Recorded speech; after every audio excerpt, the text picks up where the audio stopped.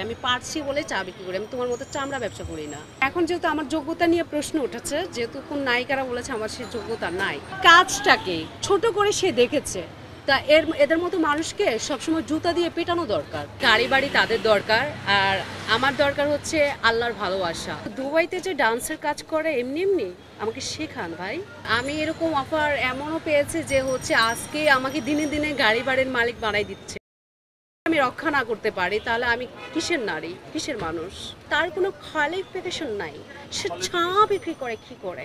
দেখুন, এখন যেহেতু আমার যোগ্যতা নিয়ে প্রশ্ন উঠেছে, যেহেতু কোন নায়িকারা বলেছে আমার সে যোগ্যতা নাই, তাহলে হচ্ছে আগে কেন হচ্ছে এই জায়গাকে দর্শনদারি তারপর গুণ বিচারিটা দিয়েছে। আচ্ছা, তারা অনেকজন অনেক কথা বলবে, আমি কারো কথাকে অত মাথায় নিই না, কারণ কুকুররা পিছনে ঘেউ ঘেউ করবে, ওরা আমার টাইম নেই যে কুকুরের পিছনে ঘুরঘুর করার, ঠিক আছে? তা আমার হচ্ছে তাদের নিয়ে হচ্ছে অত মাথা ব্যথা নাই, বলুক না, তারা বলতে থাকবো, সমস্যা নেই।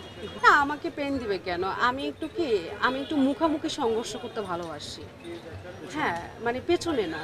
আর পেছনে যারা আর কি সংঘর্ষ করে, আমি মনে করি তারা মানে তাদের হচ্ছে মানে আমার কাছে তাদের কোনো যোগ্যতাই নাই। তো তারা পেছনেই থাকবে সব সময়।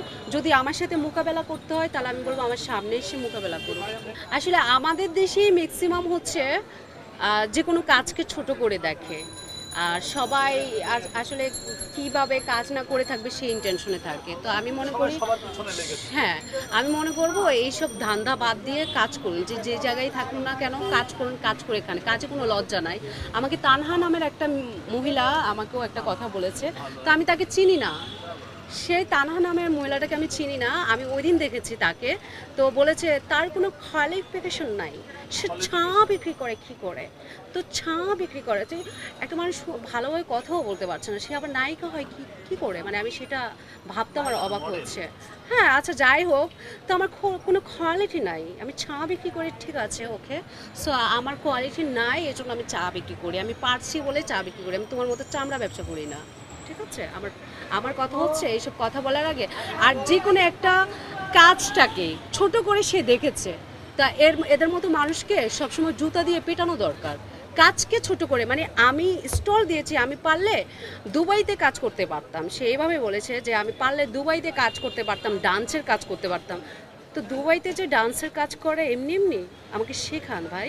সেই মানে ডান্সের কাজগুলোকে সে ভালো দেখায়, ইভেন আমার যে কাজটাকে সেটাকে সে অযোগ্য মানে বলে ধারণ করেছে, যে তার মানে হচ্ছে যারা রিক্সার ড্রাইভার তাহলে তুই রিক্সায় উঠবি না, যারা হচ্ছে মুচি, যারা হচ্ছে ক্লিনার, তাহলে তারা দরকার নাই। হ্যাঁ, তো যখন তারা দরকার তখন তো নিজের কাজ নিজেরই করতে হবে, তখন কি করবে? তো আসলে হচ্ছে বাঙালিরা আসলে হচ্ছে কি অন্যের উপর ডিপেন্ড করে, বসে বসে খায়, নিজের কাজ নিজে করতে অভ্যস্ত না, যার কারণে আসলে অন্য মানুষের পেশাকে নিয়ে ওরা আসলে একটু এই টাইপসের কথা বলবে। ওরা যেমন, ওদের কথাবার্তা এমনই হবে, স্বাভাবিক। গাড়ি বাড়ি হয়ে যায়, তো ওইটাই তো বলছি। তার মতো আমি দুবাইতে ডান্স প্রোগ্রাম করতে পারি না, তাহলে আমি তার মতো যদি দুবাইতে, আমার পিছনে কিন্তু শিল্পকলা একাডেমি, আমি কিন্তু থিয়েটারের মেয়ে, সো আমি মহাকাল থেকে থিয়েটার করেছি, ঠিক আছে? তারপরেও নাচেরও।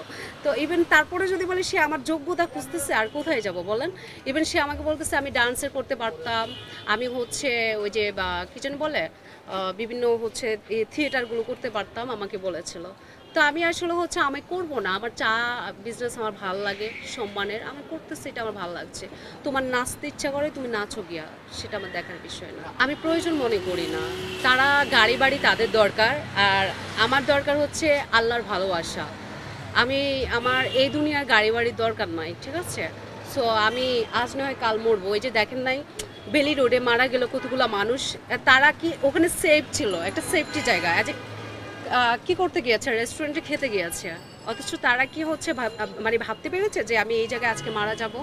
হুট করে মারা গেল কতগুলো মানুষ, তাহলে হচ্ছে মৃত্যুর কথা চিন্তা করতে হবে। আমি এই দুনিয়ার কথা আমি খুবই কম ভাবি, আমি যতটুকু পারি আমি মৃত্যুর কথা চিন্তা ভাবনা করেই আমি আসলে সব কিছু ওইভাবে সেটা এটা আমাকে বলে লাভ নেই, এটা আসলে তারা। এরকম অফার কখনো পেয়েছেন কিনা যে গাড়ি বাড়ি? দেখুন, আমি এরকম অফার এমনও পেয়েছি যে হচ্ছে আজকে আমাকে দিনে দিনে গাড়ি বাড়ির মালিক বানাই দিচ্ছে, ঢাকা শহরে আমি বসে বসে খাবো, এরকম একটা এবিলিটি হয়ে যাচ্ছে, ঠিক আছে? তো আসলে আমি এই জিনিসগুলোতে কখনো পিছনে ঘুরি নাই, বা এই টাইপসের মানুষদের একটা কি বলে ফান্দেও পা দিই নাই। সো এই জন্য আমি অনেক ভালো আছি। আমি 2 বেলা 2 মুঠো ভাত খাই, আরামে থাকি। এটাই আমার কাছে এটাই হচ্ছে ভালো লাগে। আমার অত অত কিছু দরকার নাই। আর ইজ্জতটাকে আমি সবসময় সম্মান দিই। প্রত্যেকটা নারীর ইজ্জত হচ্ছে সবচেয়ে বড় মূল্যবান জিনিস। ওই ইজ্জত যদি আমি রক্ষা না করতে পারি তাহলে আমি কিসের নারী, কিসের মানুষ? হ্যাঁ, অনেক অফারই দিচ্ছি, অনেক মানুষই আসছে। সো আমি জানি না তাদের ইন্টেনশন কি। তো আমি তো হচ্ছে এত মগা না যে হচ্ছে আমাকে কেউ গাড়ি বাড়ি দিচ্ছে আর আমিও লুফে নিচ্ছি। এটা তো অফারের কিছু না যে লুফে নিতে হবে, তাই না?